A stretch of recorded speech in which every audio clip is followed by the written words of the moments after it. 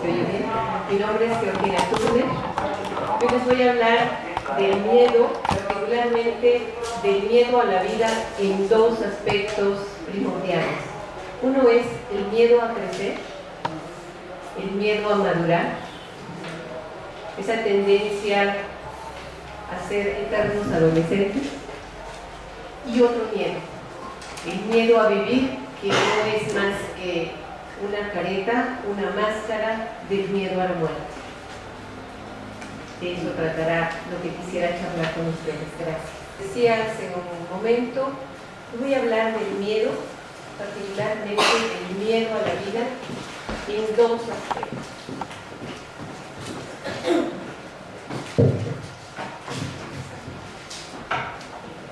Es el miedo a crecer y el miedo a morir. Pero si vemos estas como ramificaciones de un tronco, vamos a hablar primero de ese tronco. Es el miedo a vivir. Ese miedo a vivir puede tener síntomas muy diversos.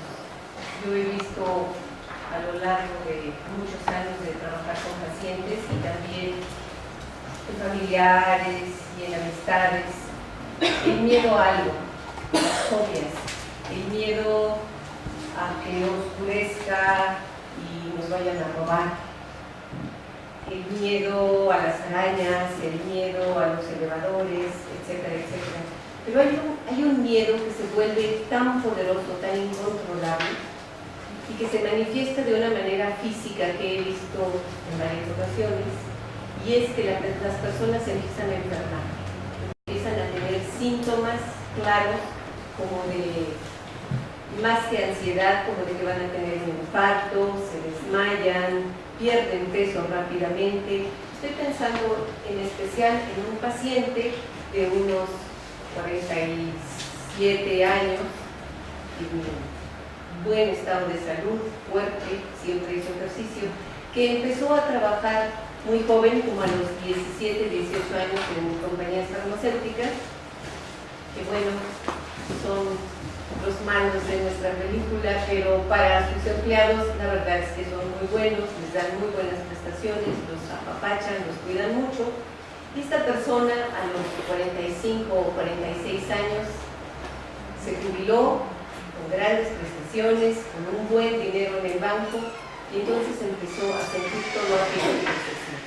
Empezó a ir de médico en médico, de especialista en especialista, de hospital en hospital, y su peor pesadilla era la siguiente: que después de la tomografía, que después de todos los estudios, le dijeran: usted no tiene nada. Esa era su peor pesadilla. Bueno, pues su vida cambió, se siente de pronto inútil, y aún estando poco consciente o inconsciente de eso, lo que se le viene encima es la muerte. Es decir, se ha pasado muchos años de su vida, la mitad de su vida, decía Jung, es más de la mitad de su vida quizá, trabajando, construyendo, en pocas palabras, subiendo una montaña. Llegó a la cumbre, tiene sus ahorros, tiene su casita, tiene un departamento que resta, que le permite vivir y viajar. Sin embargo, lo único que ve él es que ya no hay más que subir, ya no hay más que esforzarse, ya no hay más que levantarse temprano. Lo único que queda ante él es trabajar, el descenso. Y eso se llama muerte. Bueno, esa es una de las formas en que se presenta la angustia. Pero vamos a hablar de una que es muy común en el México actual, quizá más común en nuestra ciudad. Es el miedo a crecer, es el miedo a ser consciente, es el miedo a la responsabilidad y a no poder culpar a otro de los propios fracasos y las equivocaciones. Obviamente estoy hablando de una personalidad muy inmadura, de una personalidad con rasgos de eterno adolescente. Jung le llamó puereternos en su tendencia a hablar con latinajos para sentirse que no era el místico al que señalaban sus compañeros psiquiatras. Bueno, este eterno adolescente se puede manifestar como el junior, como el consentido de mamá, pero también se le puede encontrar en aquel eterno estudiante brillante, concentrado, responsable de sus estudios, que lleva ya el tercer postdoctorado y que todavía no sabe bien a qué se va a dedicar y en qué momento va a trabajar. Bueno, estas personas, estos eternos adolescentes, tienen una faceta maravillosa, tienen una faceta muy divertida, seductora, interesante, están muy cerca del inconsciente y realmente son personas muy diferentes a las demás. Da gusto estar con ellos, siempre y cuando no sean mi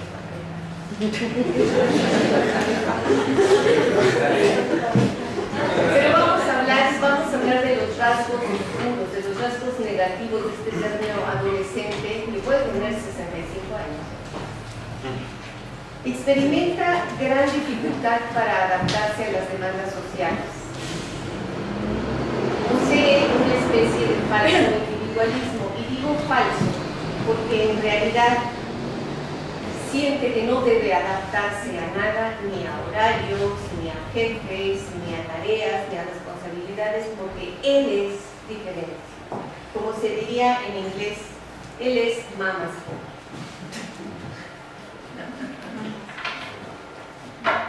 Tienen muchas dificultades para encontrar el tipo de trabajo que los satisfaga. Cuando finalmente tienen un trabajo, cuando alguien les ofrece un trabajo o se ven obligados a buscarlo, cualquier cosa resulta muy por debajo de sus expectativas. Estudiaron turismo y eso de empezar trabajando como ayudante en la cocina, no. Ellos, el jefe de la cadena, gerente de la cadena Hilton para. Entonces, siempre aparece un pero que los hace huir de cualquier compromiso definitivo, y esto tanto en lo laboral como en lo emocional. Esta manera de vivir, que en realidad no es vivir, implica una vida provisional. Es decir, esta vida que estoy viviendo no es la de veras, es solo provisional. Tienen una inexplicable certeza, una certeza absoluta, que curiosamente va en contra de todo lo que le dicen, de que todavía no les llega el momento de vivir de verdad. Esto que están haciendo, esta relación que tienen, este lugar en el que viven, es provisional. Ya llegará el momento de hacer lo importante. Evidentemente hay aquí un rasgo de un complejo mesiánico. Ellos están señalados para una misión muy importante y todavía no ha llegado su momento. En este sentido, el tiempo en general adquiere un valor muy especial, es decir, mágico. El tiempo es el que va a arreglarlo todo. ¿Quién sabe cómo? Pero en su momento, el tiempo va a decidir qué voy a hacer, con quién me voy a quedar, cómo voy a resolver esa deuda, etcétera, etcétera. Existe la fantasía, pues, de que en algún momento en el futuro está la verdadera vida. Y hay un constante rechazo a comprometerme con la vida, con este momento, y hay un gran temor, nuevamente hablamos de miedo, a sentirse atrapado, realmente atrapado por cualquier compromiso. Es decir, el compromiso laboral, emocional, es una trampa.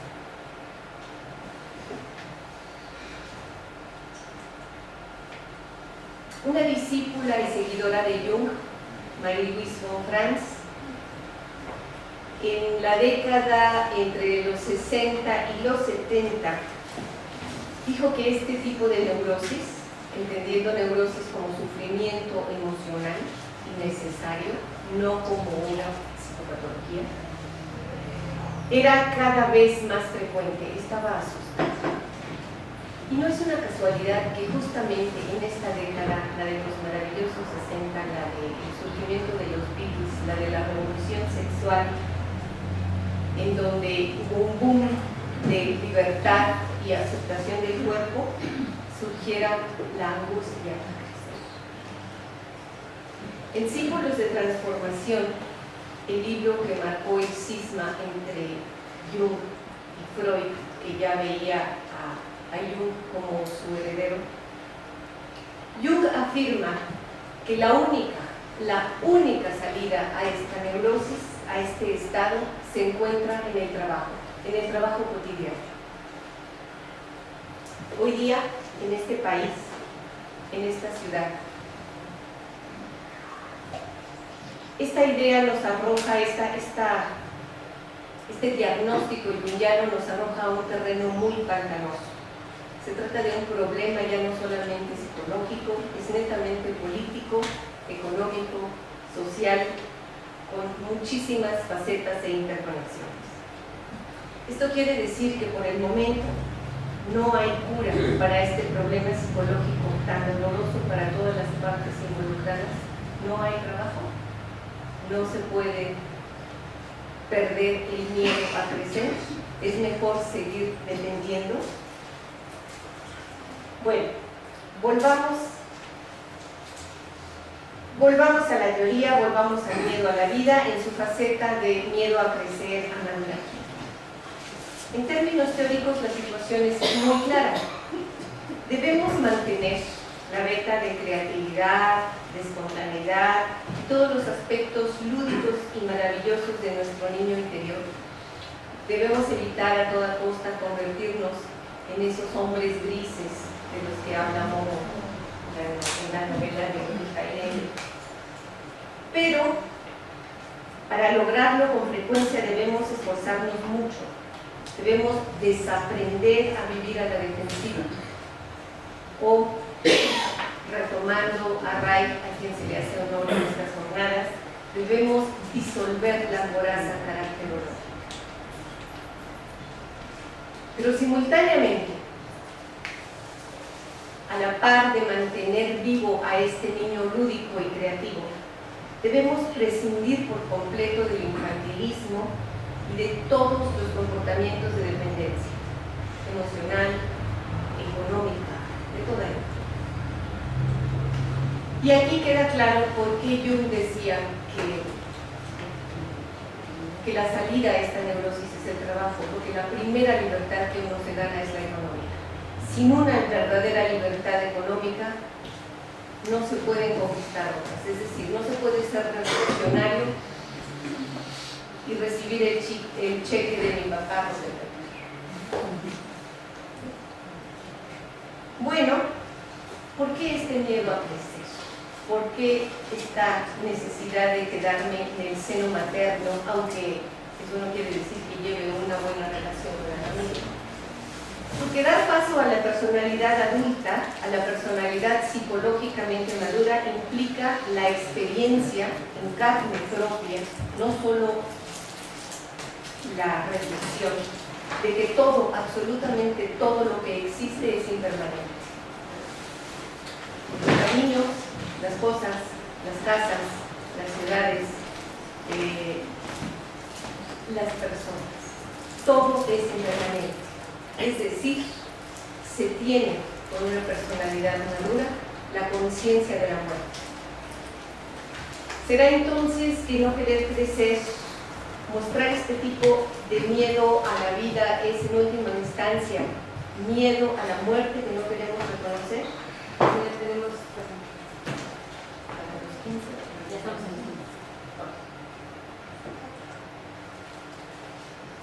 El filósofo griego Epicuro, que murió en Atenas en el año 270 antes de nuestra era, y les menciono la fecha para que vean desde cuándo venimos hablando de estas cosas. Epicuro dice que la misión de la filosofía es aliviar el sufrimiento humano y que la causa del sufrimiento humano es el miedo omnipresente a la muerte. Paradójicamente, enfrentar este miedo implica asumir que somos frágiles, que efectivamente podemos salir a la calle y no regresar. Tenemos que asumir como dice el refrán, que no tenemos la vida comprada y que lo único verdaderamente seguro, dicen por ahí, quizás sea una leyenda, que fue Benjamin Franklin el que lo dijo, que lo único verdaderamente seguro que tenemos en la vida son los impuestos y la muerte. Bueno, esto nos lleva a revalorar nuestra vida y aquí ya estamos un poco en contacto con Nietzsche. Si la muerte no existiera, si fuéramos eternos o si estuviéramos retornando eternamente, haríamos una y otra y otra y otra y otra vez al infinito las mismas cosas. Es evidente que no. Para la mayoría de nosotros, pensar algo así se vuelve algo espantoso, una verdadera pesadilla. De ser posible este eterno retorno del que habla Nietzsche, cambiaríamos algo, y quizá mucho en nuestra vida. Yo estoy segura que todos ustedes conocen a alguien que después de pasar por una enfermedad grave o la muerte de un ser querido muy cercano, cambia la forma en que ha vivido de manera radical. Les recomiendo para esto una película de Kurosawa que se llama Ikiru. Ojalá no nos pase lo que a Iván Ilich, de la novela de Tolstoy, que se dio cuenta de todo lo que debió haber cambiado, se dio cuenta de que su vida no le gustaba cuando estaba en el lecho de muerte. Tener presente que todo termina, es decir, ser consciente de la muerte, no implica volvernos necrófilos o depresivos, sino todo lo contrario, dirigir la mirada, nuestra mirada al día de hoy, a este preciso momento. ¿Qué estoy haciendo hoy para construir mi futuro y el de los demás? ¿Qué estoy haciendo, pensando, sintiendo el día de hoy? Se trata de reacciones automáticas, se trata de rutinas sin sentido, se trata de hacer cosas para quedar bien o de ser aceptado. En resumen, acumulamos y repasamos una y otra vez nuestras emociones aflictivas, o estoy viviendo con responsabilidad, pero en el fondo no le tengo miedo al miedo, agradezco a la vida y lo agradezco con alegría todo lo que viene y todo lo que se va. Vivir así implica, como dijo ayer José Luis, ¿qué vamos a dar? Que tenemos que cambiar nuestra forma de percibir. Y quisiera cerrar con una frase de Miguel de Unamuno. Quisiera ir más allá de lo que dijo Meche, de hacernos un nuevo traje. Quisiera que dejáramos el hilo y la aguja y tomáramos el cincel. No te cuides en exceso del ropaje, de escultor, no desastre, es tu tarea, dijo uno. Gracias.